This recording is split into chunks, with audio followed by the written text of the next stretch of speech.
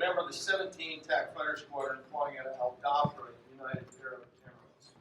He returned to combat as a commander of the Triple Nickel during Operation Allied Force, and followed that with more combat missions in Operation Enduring Freedom. After 2 wing commands and 2 staff tours, including serving as the Director of Operations for Air Combat Command, General Goldfein went on to command what is now AFCENT in 2011. Following his tour as a CFAT, General Goldfein became the Director of the Joint Staff, and now the Air Force is capitalizing on his experience as the Vice Chief of Staff. Fingers, great to have you here.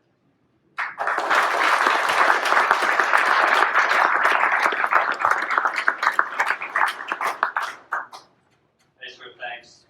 And I'll just start, John. Great to see you. You know, sometimes, as we all serve, and everyone who's served in uniform can relate to this, you have these moments where this whole idea of service just sort of washes over you. And I want to share with you what one of those days felt like for me. It was actually not that long ago, just last week. I happened to go down to San Antonio on a TDY, and I started my day at BMT, Basic Military Training, where our youngest recruits go through basic military training. We turn them in there. I got a chance to sit across the table with a small number of young airmen. I mean, these are fresh. They haven't even gone to tech school yet, right? Airmen, no stripers. And you would think that these young kids would be a little intimidated. They're the Vice Chief of Staff of the Air Force, right? No way. So I had this young woman that was sitting across from me, and she looks at me, she says, "Hey, General," she goes, "how do I get some of those?" So I talked a little bit about, it's probably going to be a couple of years, but here's the kind of things you might want to think about. And she looked at me, she says, I've learned that there has not been a female Chief of Staff of the Air Force, and I've been thinking, that could be me. And I thought, you know what? There ain't nothing standing in her way. So that was the way I started my day. Then I drove over to Randolph, and I joined up with the Freedom Flyer Reunion, which, for those of you who know our Freedom Flyers, those are our POWs who came back from Vietnam, each of them with their own Freedom Flyer number, and I got to join in on the discussion when they were talking about their experiences in the Hanoi Hilton. And I walked in on 2 briefers, Mo Baker and Tom McNish, both of them over 2,000 days in captivity. And Mo Baker talked about the horrendous torture that he went through, and he and all of the POWs went through in that time frame. And Tom McNish talked about the importance of Operation Homecoming and how it transitioned them into what he called PTSG, post-traumatic stress growth. He talked about how, and so listening to them talk about their stories and then joining them for the longest dining in our Air Force history gave me a chance to reflect again on this long blue line and to acknowledge, especially for those in the front row and in the audience today, is that it was our Vietnam generation of airmen that stayed with the company and rebuilt the Air Force that we enjoyed when we went in the Desert Storm. General Chuck Warner, Moody Suter, and it just so happens my dad's in the audience, also a Vietnam veteran, Triple Nickel flyer, F-4 pilot, Bill Goldfein, call sign Goldie.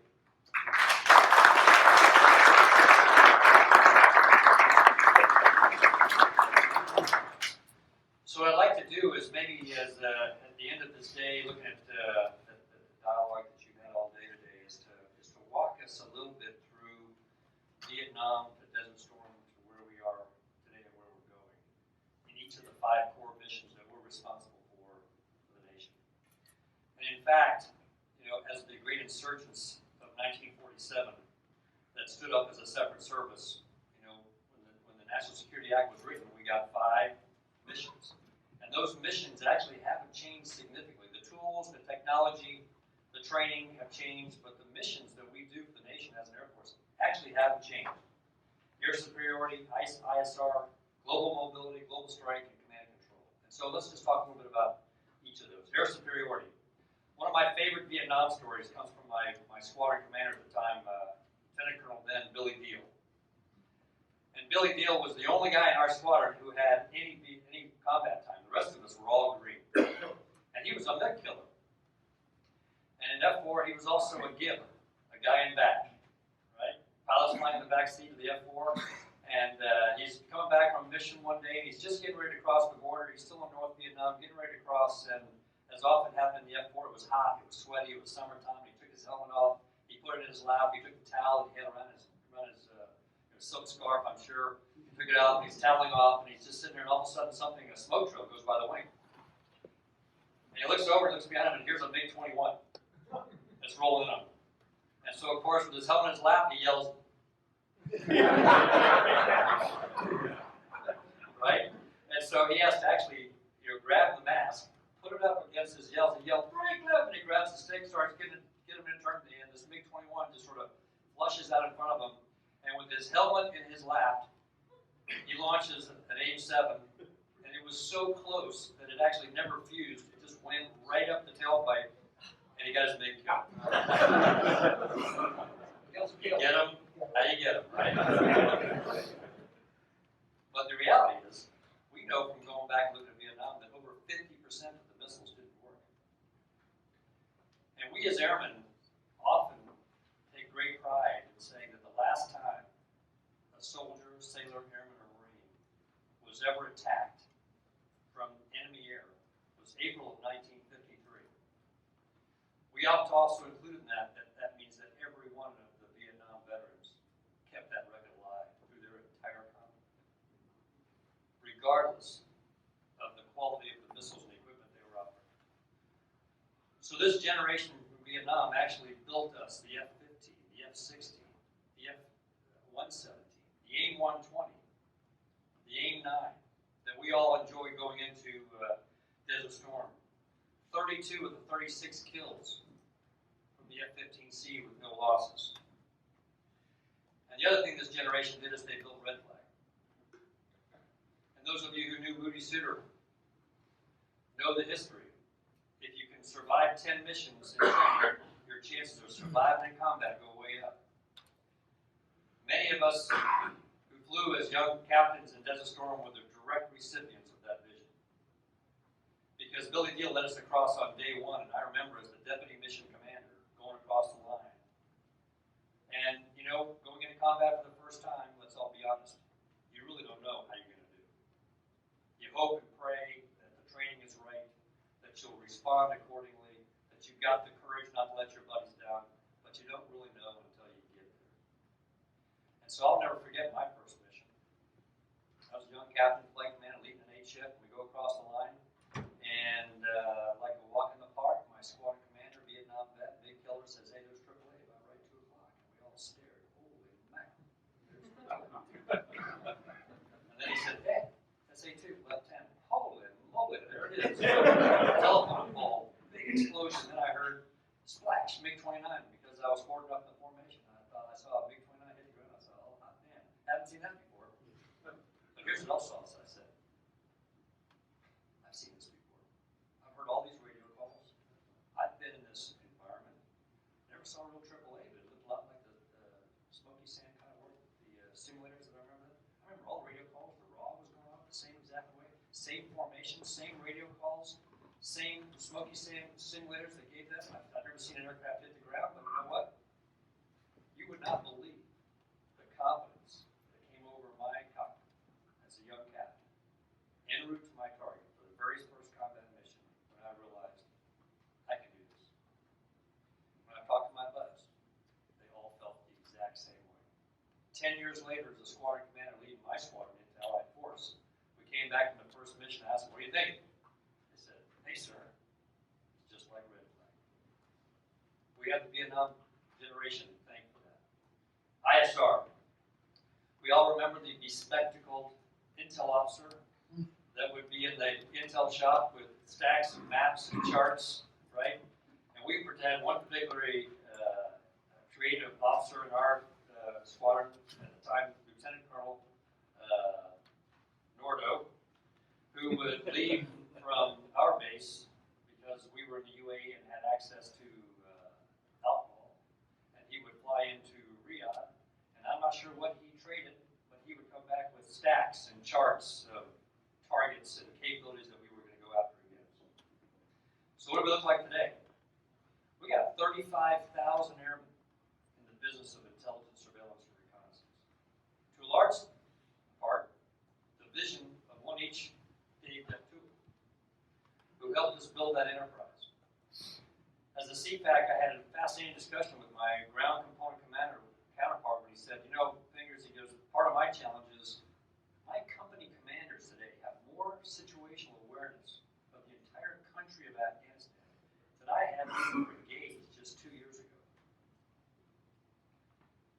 In the old days, perhaps we would ask the question, hey, I need to build a target. Let's say bridges as an example. I need to build some number of target decks against a number of bridges that I need to think about. And so what we would do, at some point we would put overhead, we would send an RF4 in, we would maybe put satellites on, we'd build this target deck, we'd analyze that, we'd put that together. Today, we have the capability of actually going into social media, setting up a website, asking anybody with a cell phone to go out and take pictures of bridges, and 2 days later we can have 150 bridges cataloged. It's a multi-domain business that we're in when it talks about the future of ISR. And when we talk about the new tools and techniques and procedures and technology, I'll just share with you, as the director of the Joint Staff, I was standing in my office at my stand-up desk, and I'm working on SIPR, and an email pops up, and it's from my daughter, the intelligence officer, who's flying in U-28s for JSOC. And this email pops up, and she says, hey, Dad, just a slow mission, just checking in. So I sent her a note back. I said, where are you? She says, I'm in the back of the airplane. We're searching for a guy. We hit him yesterday, but we're not sure if we got him. We may have missed. We're looking for a guy with a limp. I said, holy moly. This is, real-time intelligence right here. So I said, well, good luck, honey. I love it. Dad. So then the J2 came in. He gave me an update, a brief or something. I said, hey, dude, if you're here to talk about Afghanistan, man, you're way behind. But such is the nature of ISR in the 21st century. Mobility.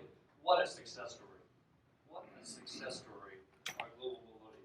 We know every 90 seconds where we got an aircraft taking off somewhere in the globe is delivering parts, supplies, equipment, people, whatever's required. I mean, we're running out of letters in the alphabet for C-130. Perhaps one of the most important aircraft we've ever procured.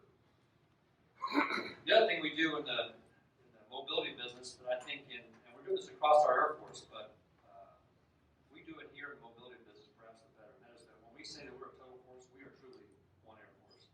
I can't tell you the number of times as a CPAC I would jump up in the cockpit of a C-17 and say, okay, who's guard, who's active, who's reserve, and all three hands go up. In one cockpit, doing that mission.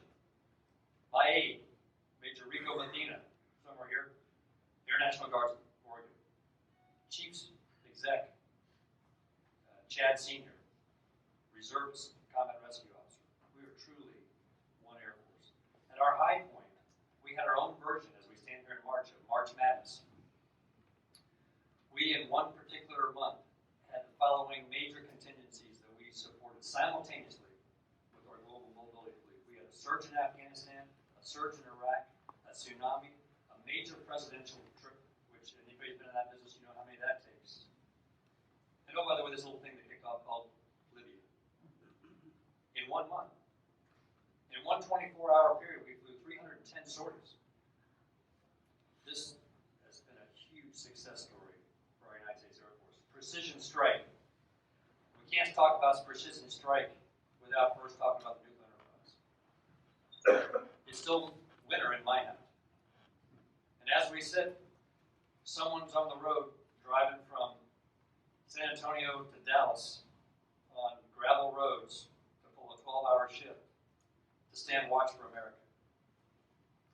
But the other thing I talked about is, and I'm sure you talked about this earlier, was the precision strike in terms of what we accomplished in Desert Storm to gain ownership of the night.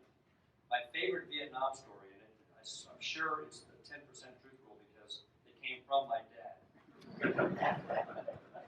But there was one particular sortie when they were flying at night and they were dropping gun bombs with extenders.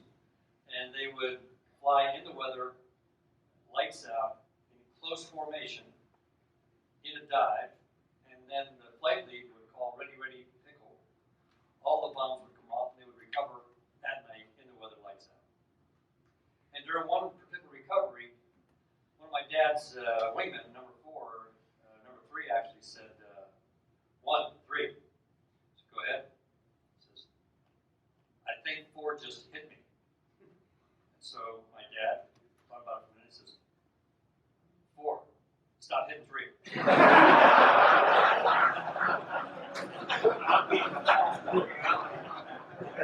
10%. But here's what's changed. We own the night. And the pilot's prayer has changed. Actually, all the way through Desert Storm, as a guy dropping 2,000-pound gun bombs, although what the computers say. I think my pilot's prayer was the same as my dad, John Warner's. Those who fought in Vietnam, it was, please God, let me be able to find the right target. Today's pilot has a different prayer. Please God, let me hit the right target. Because we're going to hit everything we aim at. There's still half an inch from 0 to 0. And half an inch is the distance between your thumb and the pickle button.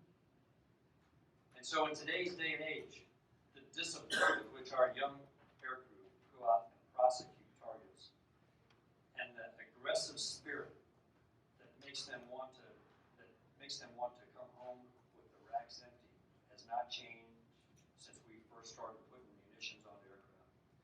I cannot tell you the number of times our aircrew pilots have brought these weapons home because it just didn't feel right. It just didn't seem right. And very often in this fight, it's the bomb you don't drop that counts. We also transitioned from what I call first-gen low observable technology to fifth-gen. So I was privileged to be the last pilot in the Air Force to check out the F-117. And so when we flew into combat the F-117, one of the guys sitting right here was one of the first guys to do it, we actually had a switch in that airplane. And we flipped that switch. It stowed all of our antennas, right? And we stealthed up. And all of our radios stopped. And the last defensive mechanism we had was the seat lowering device. And then we went across and did our business. Single ship, sequential, single domain, closed system. What happens right now today when you actually fire up an F-35? You're going to hear a little bit later on from Secretary of Work when he talks about third offset strategy. He's going to talk about machine-to-machine dialogue, human-machine collaboration and teaming, autonomy. So what happens when you fire up an F-35? Before you even taxi, that aircraft is connecting into the internet, right? Into the net, into the fifth-gen enterprise. And it's comparing data. It's doing algorithms. And if it fits a certain confidence value, it's actually placing symbology on the visor of the pilot. And that same symbology is replicated in command and control agencies. And you haven't even taxied yet. So the F-35 is about open system architecture and the networked approach to warfare. So we have come a long way. And then finally, the one I enjoy talking about the most actually is command and control. Because I will tell you, standing here today, I think it's the coin of the realm of the United States Air Force. I truly thought, as the CFAC, my primary job was to make sure I placed the exact right asset over the fight, understood the scheme of maneuver, and was to match air power to the battle plan.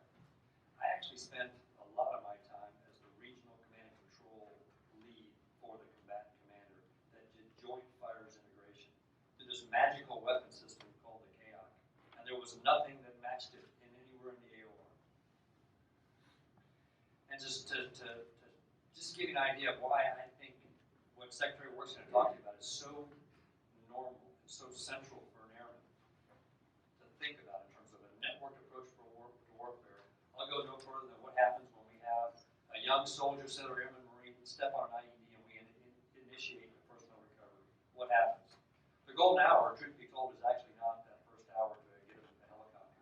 The golden hour starts minutes after the injury when we start providing life-saving care to that young wounded marine, let's say. But then what happens? A radio call is normally made, and that's you're in the mountains of the Hindu Kush.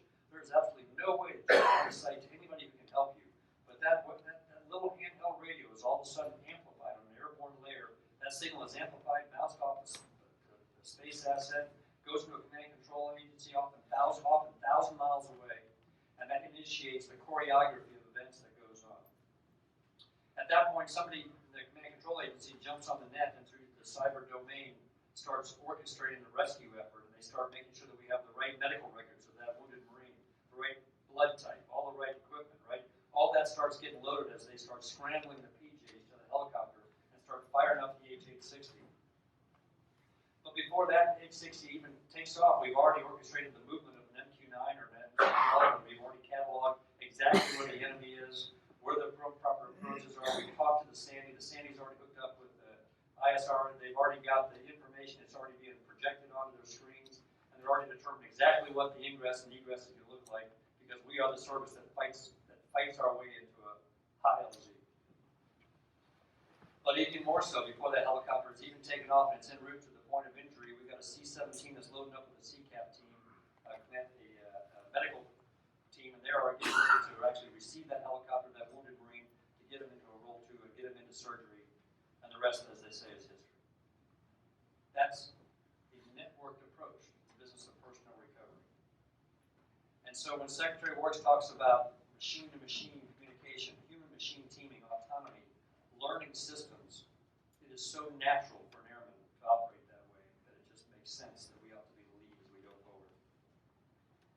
So let me just close by saying that I will tell you that I stand here today as the Vice Chief on behalf of the Chief and the Secretary. To tell you, I could not be more optimistic about the way ahead for our United States Air Force. The dialogue in this town has changed. There was a period of time where 80% of the dialogues we were having were on violent extremism in the Middle East, which left 20% remaining for every place else. We're having a far more balanced dialogue now at the highest levels about China, about Russia, about Iran, about North Korea, and about violent extremism, which is a condition we'll have to deal with for the next decade to 2 decades. The Air Force and air power plays heavily in all of those scenarios. And I would close with this. The long blue line continues. Captain Horner flew in Vietnam and rose to be CFAC Horner in Desert Storm. He came to Shaw Air Force Base and pinned the DFC on Captain Goldie. So I don't know if you remember what you told me when you would remember this, but I'll never forget your words.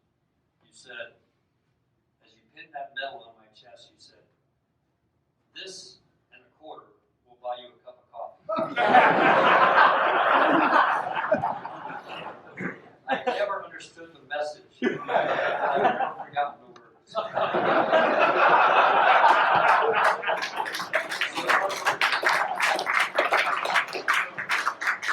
So Captain Goldie, inspired by General Horner, grew up to be CFAC, who then has a chance now to work with Major Mathena, who will go on to be, I'm sure, a CFAC. The same aggression, the same professionalism, the same love of the air is ringing true in our airmen today. And so for those of us who are privileged to wear this uniform every day, this is an opportunity for me to say thank you. Thanks for hanging with the company and building the Air Force that we enjoyed in Desert Storm. And thanks for inspiring all of us to continue to serve this great nation. Thank you very much.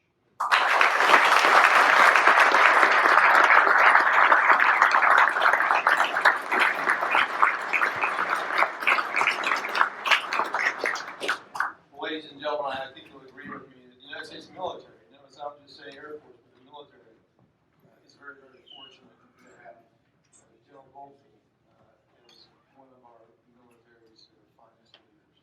And thanks very much for taking the time to be here today.